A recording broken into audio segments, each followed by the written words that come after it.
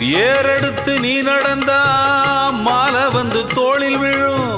தோளிருக்கும் துண்டும் அங்க உங்க தய சொல்ல வரும். முத்தான பரம்பரைதான் குப்பனும் சுப்பனும் அண்ணன் தம்பிதான். எல்லோரும் ஒரமுறைதான் ஏழையும் சாலையும் சரி சம்பந்தான். ஐயாவோட மானம் அந்த